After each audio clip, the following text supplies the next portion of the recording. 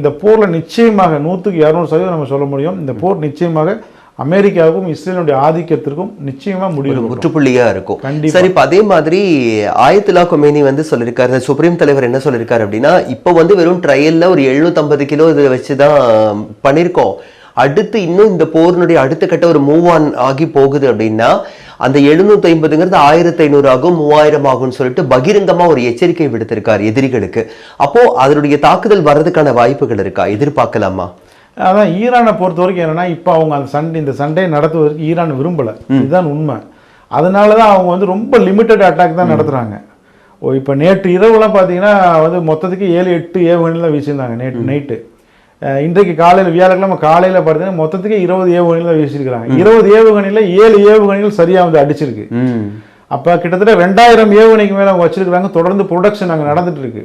அப்போ அவங்க வந்து ஃபுல் ஃப்ளெட்ஜாக இஸ்ரேல் இப்போ அடிக்கணும்னு நினச்சிருந்தாங்கன்னா இப்போ இந்நேரம் வந்து இஸ்ரேல் இருந்திருக்காது, அந்த அளவுக்கு அடிச்சிருப்பாங்க. அவர்களை பொறுத்த வரைக்கும் என்ன பின்விளைவுகளை பற்றி அவங்க யோசிக்கிறாங்க. ஏன்னா மக்களும் பாதிக்கப்படக்கூடாது, சாதாரண அப்பாவி மக்கள் கொடூரமான முறையில் பாதிக்கப்படுவாங்க. சரியான எதிரி தப்பிப்பதற்கும் வாய்ப்பு இருக்கு. இன்னைக்கு நெதன்யாகு வந்து பங்கர்ல போய் ஒளிஞ்சுக்கிறாரு, அவருக்கு பல கட்ட பாதுகாப்பு இருக்கு. பட் அங்க இருக்கக்கூடிய சாதாரண இஸ்ரேலியர்களுக்கு என்ன பாதுகாப்பு இருக்கு? குழந்தைகள் இருப்பாங்க, குழந்தைகளுக்கு என்ன தெரியும்? இவன் வந்து குழந்தைகளை கொல்லலாம், பட் அதே போல ஈரான் வந்து குழந்தைகளை கொல்ல மாட்டாங்க. சரிங்களா? அதனால அவங்க ரொம்ப லிமிட்டட் அட்டாக் தான் பண்றாங்க. கண்டிப்பா அப்பாவிகள் கொல்லப்படுவாங்க, குறிப்பாக குழந்தைகள் கொல்லப்படுவாங்க. பெண்கள் கூட விட்டுருங்க, பெண்களுமே அங்க வந்து ராணுவத்தில் தான் இருக்கிறாங்க. ஈரானிய இஸ்ரேலிய பெண்களுமே வந்து என்ன செய்யறாங்க, அவங்க பங்குக்கு அவங்களும் போய் அப்பாவிகளை கொல்லத்தான் செய்யறாங்க. ஆனால் பெண்கள் கூட விட்டுருங்க, பட் குழந்தைகள் இருக்காங்க, குழந்தைகளுக்கு என்ன தெரியும்? அதனால ஈரான் வந்து அப்படி ஒரு அத்துமீறிய தாக்குதலை நடத்தக்கூடாது அப்படிங்கிறதுல ரொம்ப உறுதியா இருக்கிறாங்க.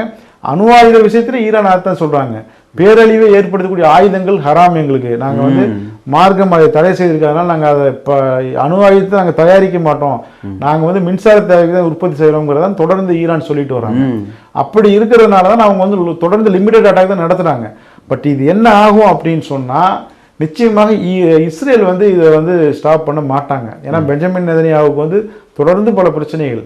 இப்போது கூட இந்த ஈரான் மீதான தாக்குதலுக்கு 2 நாளைக்கு முன்போட கான்ஃபரன்ஸ் ஓட்டில் வந்து அவருடைய அரசு வந்து நூலிலையில தான் தப்பிச்சிருக்கு.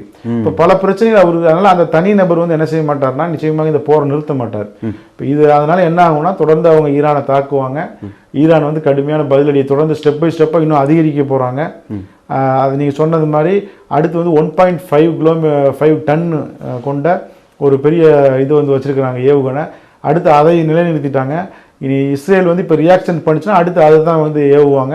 இதை தடுக்கக்கூடிய இது வந்து கெப்பாசிட்டி இஸ்ரேல்கிட்ட வந்து இல்லை.